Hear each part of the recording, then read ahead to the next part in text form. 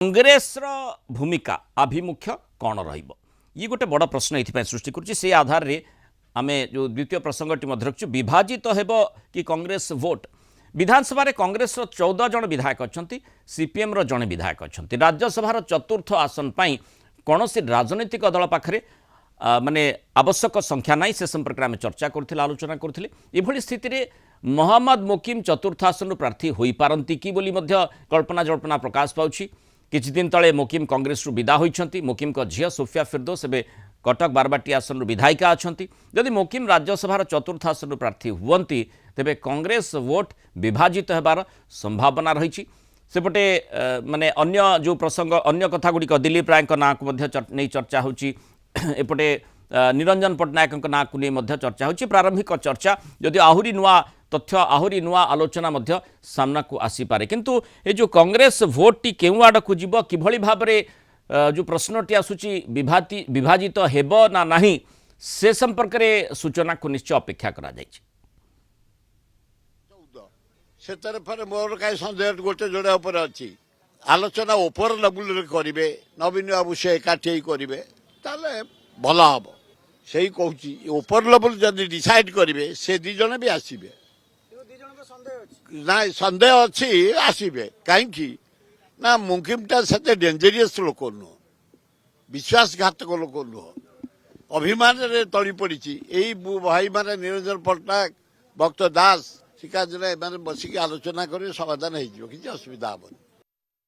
अधिक आलोचना करवा कटक जोनाल हेड विभूति साहू जोड़ी होती। विभूति जो प्रसंगटी आमे मध्य रखिचु जमती वरिष्ठ नेता सुर राउतराय से आशंका भितर रही कारण मोकिम को कथाटी चर्चा भितर को आसूची मोकिम को प्रार्थी करा जाउछि कि से बड़ प्रश्न एबे भी रही जदि प्रारंभिक आलोचना आम करुचे किंतु से संभावना को एड़ाई दि जाई पारिबो नाही एवं सेठी सुर राउतराय मध्य सम्यक इंगित दे सारी किंतु कथा होची जे मुकिम कैंडिडेट कहार हेबे सेठी ही बड़ प्रश्न आसूची एवं सेठी कांग्रेस वोट सोफिया फिरदौस कथाटी चर्चा भितर को आसूची कांग्रेस वोट विभाजित हेबो कि जो गोटे जोड़िए कथा सुर राउतराय कहले सेथुरु मध्य किछि इशारा मिलुछि कि देखंतु जदि आपण देखिबे मोहम्मद मुकिम प्रार्थीपत्र जे चतुर्थ आसन पाई राज्यसभार हेई पारे एवं एथिरे कौनसी अविश्वास नहीं जितेबाला मोहम्मद मुकिम विभिन्न राजनैतिक नेता बा विभिन्न विधायक सहित व्यक्तिगत भाव में भल संपर्क रखिंट सोफिया फिरदौस भल संपर्क रखिंट तेणु ये चित्र जहाँ जिते 14टी आसन कांग्रेस दलर रही विधायक आसन एवं कांग्रेस दल बिजु जनता दल ये जदि मिसिबे ताहाले चतुर्थ कैंडिडेट जनक राज्यसभा को बा चतुर्थ प्रार्थी जीवे एवं जदि मोहम्मद मोकिम प्रार्थी होउचंती जो चर्चा आलोचना आम करुचे निरंजन पट्टनायक हुंतु मोहम्मद मोकिम हुंतु बा दिलीप राय हुंतु एमान को ना चर्चार आगरे रहुची ये माने चतुर्थ कैंडिडेट हिसाब रे राज्यसभा को निर्वाचित होई पारंती ओडिशारू एवं मोहम्मद मोकिम को प्रार्थीपत्र को एइते पई समस्त ग्रहण करिवे जेहेतु वर्तमान से कांग्रेस रे नाहांती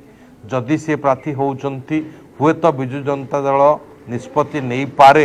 जे मोहम्मद मुकिम को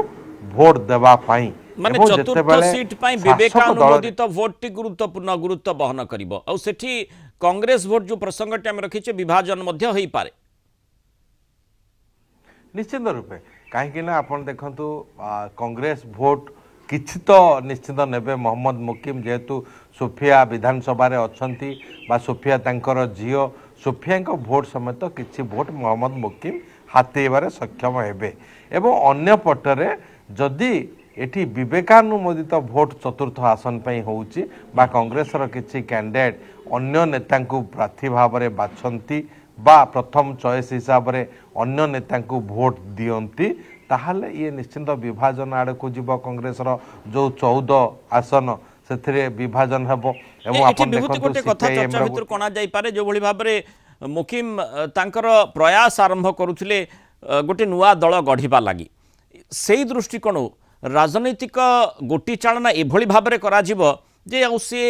नुआ दल कथा चिंता करिवे नाही राज्यसभा को जीवे से प्रकार संभावना कथा भी चर्चा भितर को आसुछि ନିଶ୍ଚିତ ରୂପେ ଯଦି ଆପଣ ଦେଖିବେ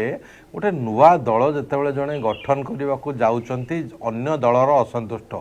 ସେ ବିଜେପି ହଉ ବା ବିଜେଡି ହଉ ଦୁଇ ପ୍ରମୁଖ ରାଜନୈତିକ ଦଳ ଓଡ଼ିଶାର ସେମାନଙ୍କର ଅସନ୍ତୁଷ୍ଟ ନେତାମାନେ ମହମ୍ମଦ ମୋକିମଙ୍କ ସହିତ ରହିବେ ଏଥିରେ କୌଣସି ଚିନ୍ତା କରିବାର ନାହିଁ ଏବଂ ଯଦି ମହମ୍ମଦ ମୋକିମକୁ ରାଜ୍ୟସଭା ପଠାଇ ଦିଆଯାଉଛି ତାଙ୍କ ଝିଅ ସୋଫିଆ ଫିରଦୋଷ ସେଠି ବିଧାୟିକା ଅଛନ୍ତି ତାହେଲେ ସେ ବର୍ତ୍ତମାନ ଆଉ ନୂଆ ଦଳ ଚିନ୍ତା ନ କରିପାରନ୍ତି ତେଣୁ ସେ ଚିନ୍ତା ମଧ୍ୟ କୌଣସି ରାଜନୈତିକ ଦଳମାନେ ସେ ରଣନୀତି କରିପାରନ୍ତି ଇଏ ରାଜନୀତିର କଥା ଏଠି ସବୁବେଳେ ସବୁ ଅସମ୍ଭବ ବି ସମ୍ଭବ ହେଇପାରେ ଯେତେବେଳେ 3ଟି ସିଟ୍ କନଫର୍ମ ହେଇଯାଉଛି ବିଜେପିର 2ଟି ବିଜେଡିର ଗୋଟିଏ ସିଟ୍ ତେଣୁ ଚତୁର୍ଥ ଆସନ ଏ ଅଙ୍କ କଷା ଚାଲୁଛି ତେଣୁ ଏ ସମୟରେ ମହମ୍ମଦ ମୋକିମଙ୍କ ପ୍ରାର୍ଥୀତ୍ୱ ରାଜ୍ୟସଭା ପାଇଁ ଇଏ ନିଶ୍ଚିତ ରୂପେ ଗୋଟେ ବଡ଼ ପ୍ରଶ୍ନ ସାରା ରାଜ୍ୟରେ ସୃଷ୍ଟି କରିବ ଏବଂ କଂଗ୍ରେସର ଭୋଟ ବିଭାଜନ କରିବ ଯେଉଁ 14ଟି ସଂଖ୍ୟା ରହିଛି ବିଧାନସଭାରେ ସେଥିରୁ ପ୍ରଥମ ପସନ୍ଦର ବିଧାୟକ ତାଙ୍କର ଯେଉଁ ଭୋଟ ଦେବେ ରାଜ୍ୟସଭା ପ୍ରାର୍ଥୀ ପାଇଁ ସେ ଭୋଟରେ ବିଭାଜନ ମଧ୍ୟ ହେଇପାରେ ଆମେ କିଛି ସମୟ ତଳେ ଦେଖୁଥିଲେ मंत्री पृथ्वीराज हरिचंदनकर गोटे मंतव्य बीजेपी चतुर्थ आसन को हाथेब आम आलोचना करुचे माने जो प्रार्थित्व संभाव्य प्रार्थित्व को नहीं भितर मोकिम का ना बड़ चेहरा हिसाब से आसूची से भली संभावना रही कि बीजेपी भी समर्थन तांको मिल पारे बा बीजेपी तांको कैंडिडेट करि पारे जो आधार जेतु से कांग्रेस रे नहांती एवं जदि करती जदि बीजेपी कहूँ जे मु आमे जितबू चतुर्थ कैंडिडेट से प्रकार संभावना भी चर्चा भीतर को आसीपे कि जे मोकिम को बीजेपी कैंडिडेट कले एवं सेठी कांग्रेस रो भोट मध्य विभाजन हैला से माने कांग्रेस भोट को टाणी आनिबा पई सेथिरे सक्षम होई पारिबे मोकिम देखो जदि आप देखिए बीजेपी संख्या बर्तमान 82 79 तांकर अछंती विधायक एवं 3 जन अछंती स्वाधीन विधायक जो माने बीजेपी सहित अछंती एवं 82 अच्छी आउ 8 जन विधायक समर्थन दरकार एवं जदि मोहम्मद मोकिम की प्रार्थी हिसाब से बीजेपी नौची हुए तो ए 8 विधायक कांग्रेस रु आसी पारंती जो माने मोहम्मद मोकिम को समर्थन दे पारिबे तेणु ए रणनीति मध्य भारतीय जनता पार्टी नहीं पारे एवं जो आकलन वरिष्ठ नेता माने बीजेपी रो करूचंती जे 3टी आसन हातेबारे सक्षम हबो भारतीय जनता पार्टी सेथिरे कोनोसी द्विमत नहीं हेई पारे एवं ता सहित एवं जो चर्चा आलोचना मध्य चालुची जे कला क्षेत्र रे संस्कृति क्षेत्र में साहित्य क्षेत्र में शिक्षा क्षेत्र में विशेष अवदान रखिथिबा व्यक्ति विशेष को जदि प्रार्थी करे भारतीय जनता पार्टी से भली दबदबा थिबा जो लोक रही ओडिशा रे तांकु राज्यसभा को पठाइबा पई निष्पत्ति निए ताहाले हुए तो ए कांग्रेस भोट तांको सपक्ष जीव तेणु कांग्रेस भोटर जो विभाजन हम बोली आम आकलन करुचे एथिरे कौनसी संदेह नहीं जे कांग्रेस भोट